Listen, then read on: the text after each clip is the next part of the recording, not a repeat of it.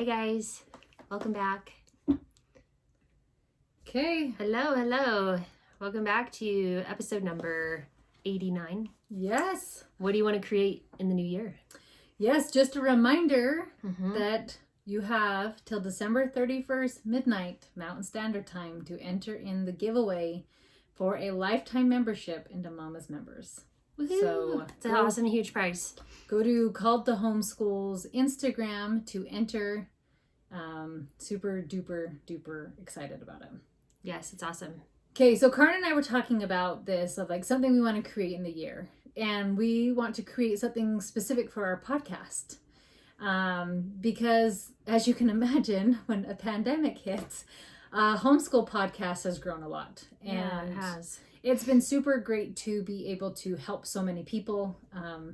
And one of the ways that helps people is through the 5-star reviews and the feedback, right? Yeah. If you guys leave reviews on our podcast, the more reviews we have, the higher it brings us up in the search. So we're just pleading today for you guys to go and leave us a review if you've enjoyed listening to us. We know there's a lot of you because we can see our stats. Yeah. So we know you're listening. So just go on over and it just takes a minute and leave us a little review. And we're going to start featuring some of those reviews each week. We are. So you can be given love back. And, yes, because we don't want to put any ads on our podcast. And we don't make any money from it. It's just a labor of love. And so just like to help keep it going, if you guys will share it and get the word out to other people through your reviews, sharing it on social media, like it helps so many people. So we even thought sometimes we will do a giveaway. Yes. So if you leave a 5-star review for us, every once in a while, we're going to just do a little surprise giveaway for that person. Yes. And if you're listening, then you just have to contact us and we'll give you details when we do that. But yes, of how to... we'll give you a prize if you leave us a review. So we wanted to share a review this week from... It's okay. A string of letters and numbers. Yeah, well, just the way you say it sounds funny. The last name is Hull, Hull, but B. So it just sounds B-Hull. B-Hull. The child in me is coming up. 1, 2, 4. But you gave the nicest review, so I'm sorry I'm giggling. So she says... I am so thankful I found these ladies. It says, I was feeling completely overwhelmed as a new homeschool mom. I sat in the middle of the Barnes & Noble parking lot in tears. So I searched for homeschool in podcast and saw this one. The title caught my attention because that perfectly describes me. Homeschooling has been on my heart since my oldest 10 was born. The desire never went away. I finally jumped in this year and found that the first curriculum I chose was not working for my family. Trying to decide where to go next had me in a panic. I cried the whole way through the episode, felt like they were speaking right to me. Cannot recommend this podcast enough. That just spoke to my heart. It makes me want to cry. Yes, I'm just so grateful that we've had something for you. So many people out there are still deciding to homeschool. Like just different things are happening in the schools that they're not okay having with. Those moments where their curriculum is just failing them. And they feel like they're failing, and we just want you guys to know that we're here for you. We probably have an episode about every problem you're going through. And if not, we'll add the episode. If not, then message us and ask for it, right? And we just really want to help you guys through these challenges. So we want to hit 250 reviews. Yes, that's our big lofty review goal this year. So help us do that. Yeah, so go and give us a 5-star review. Okay, so now we're going to dive into the episode. What do you want to create in this new year?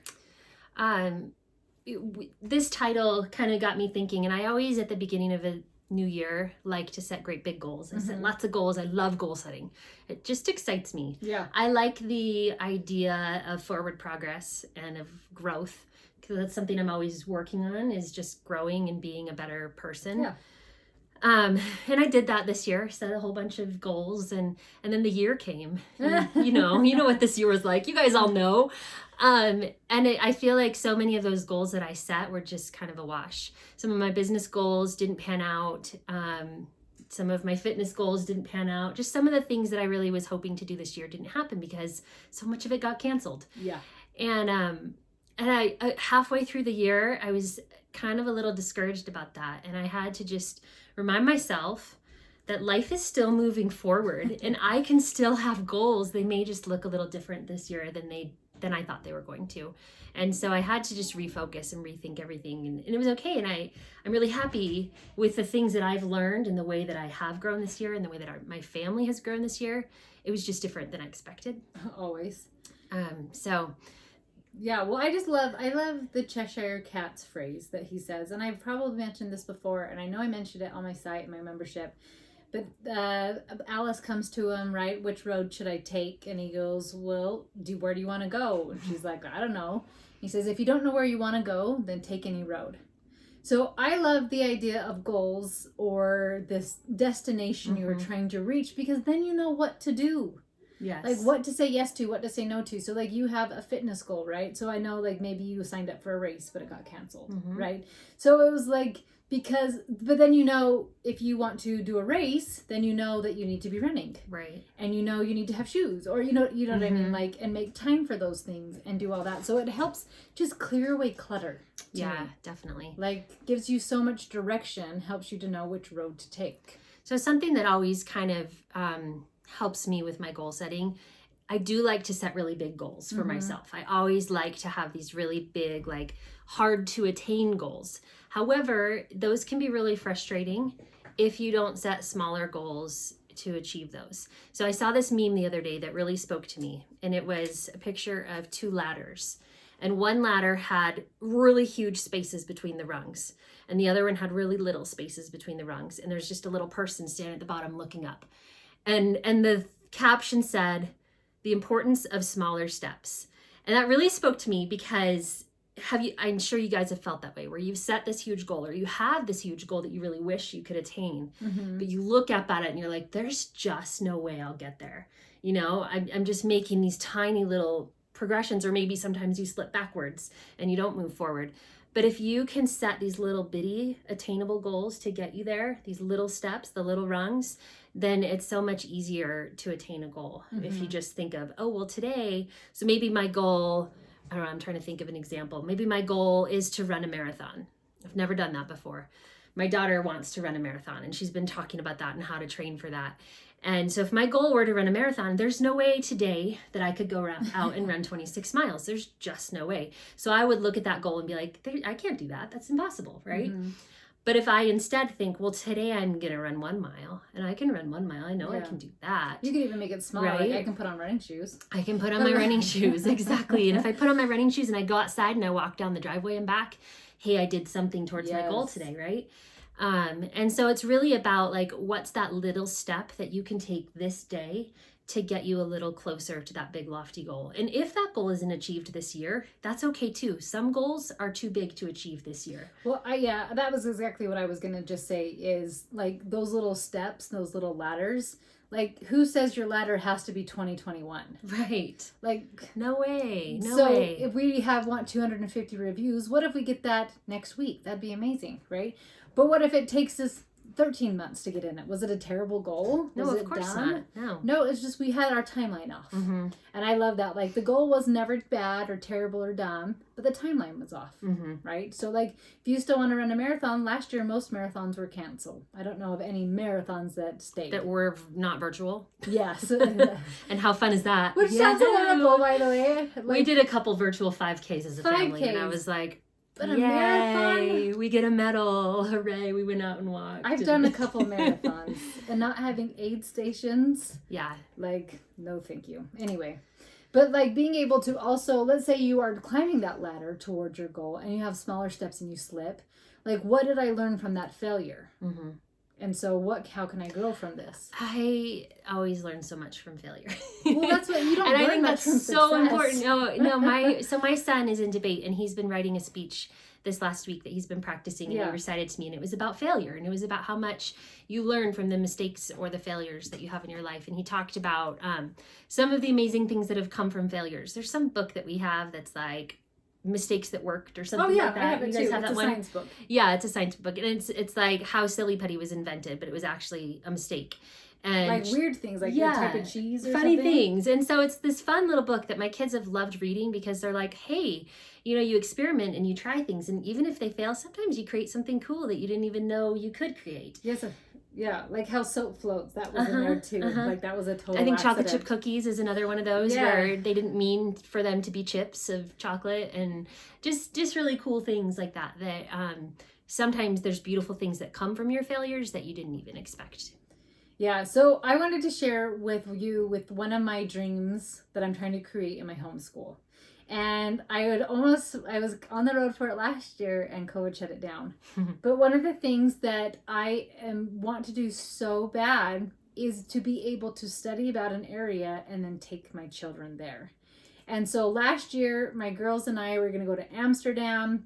We were studying so many things about it. Like we had already read about Corrie ten Boom, and we've already read about Anne Frank, right? They were both from the Netherlands. But we started reading about windmills, and we started learning Dutch just for fun, and we started learning all these things, and then our trip got canceled, right? But it doesn't mean I'm going to give up. So we're just going to go a little bit more local.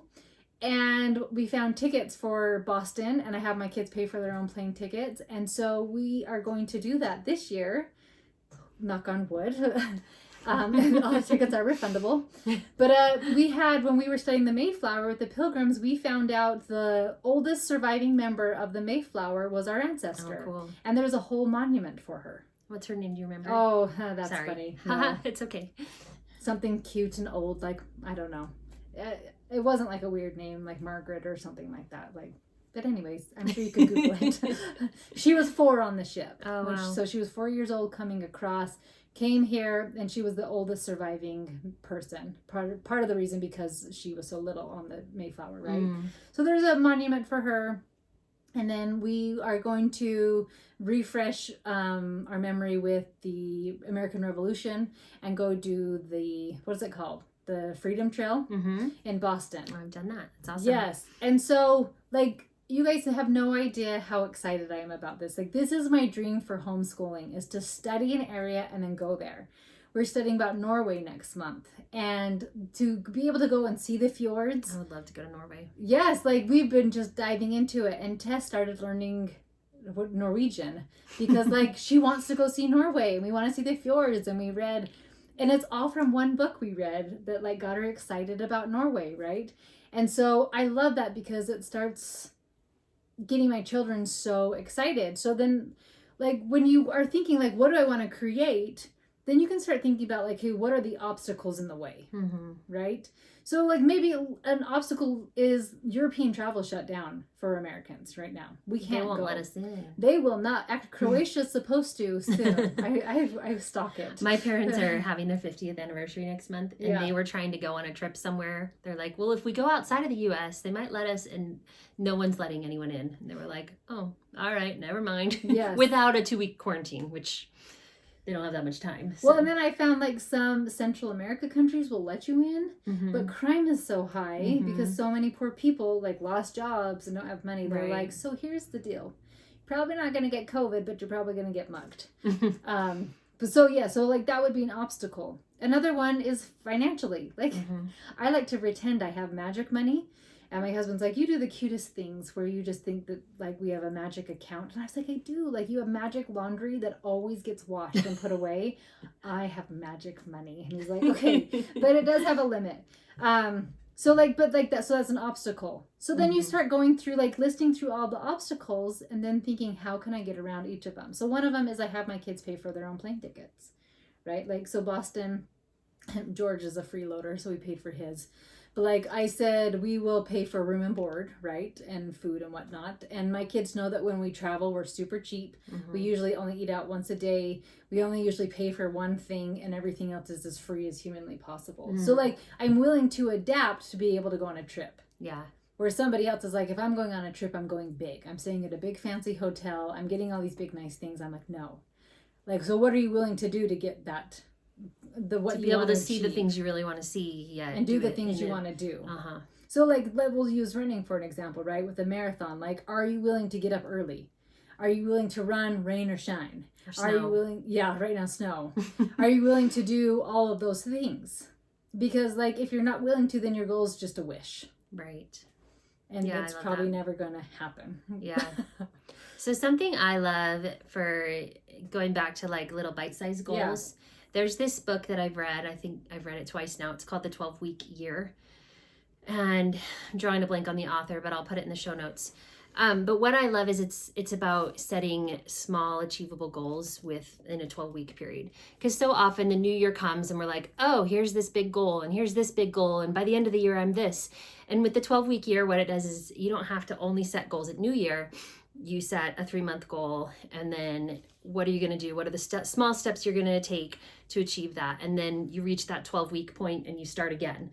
Okay, here's my next 12-week goal. And then you're setting these smaller achievable goals. And by the end of the year, you may have achieved a really big goal, but you've just done it in pieces. Does that make sense? Mm-hmm.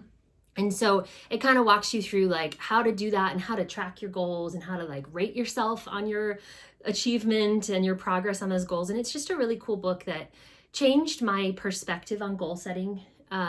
Like I said, I've always loved setting goals, but I haven't always been the best at achieving those goals, you know? And so it's really helped me to recognize ways to achieve those goals in a better way. Yeah, you know, it's interesting too. So I love my FEMSIS's financial, emotional, mental, physical, social, spiritual, right?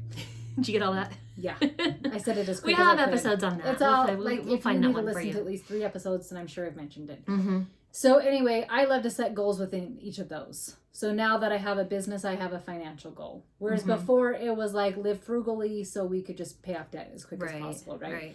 But like now that I make income, like I've set financial goals and emotional goals. I've set goals in each of those categories. So what I've added is a meditation that takes me through all of those. So I am this. I make this. I weigh this. And when you're saying that, is that like your goal that you say? Like, yes. I make this much money, like that's what you want to make? For instance? Or like how many people I have in my membership is a goal I want, right? And so it's like, I have this many people in my membership. Because then you start behaving and acting like, well, of course I do this. I'm a woman who does this. And I mean, I say this in the no yelling group, right? Like, what does an amazing mom do? So like, if my emotional goal is being able to feel any emotion, process it, and move on and not react to it, right? So like, okay, how does a strong emotion comes up? Like feel a lot of stress, feel a lot of anxiety, feel a lot of whatever. That's a negative emotion, right? Like, okay, I am a person who can process any emotion, right? So like, then it's like, okay, then I've got this. Yeah. Like, and physically, like what is it that I want? Like, okay, what does a healthy person do? What would she eat right now? Like, she doesn't even worry about this. She just does this. She is this. She is this, right? And so it's, for me, I love that meditation. That's in, which book is that in? Not the meditation, but the Habits. Habits. Atomic Habits. Atomic Habits, yes. Yes, another book I love about goal setting. Yes, of actually becoming that person. So I love doing it in those 6 categories. And you know, it's funny. So I don't know how long ago it was, but I know in our Learning Circle group, which is in our monthly mom group, that I talked about that I don't receive personal revelation, right? And so one of my meditation things is I receive daily personal revelation.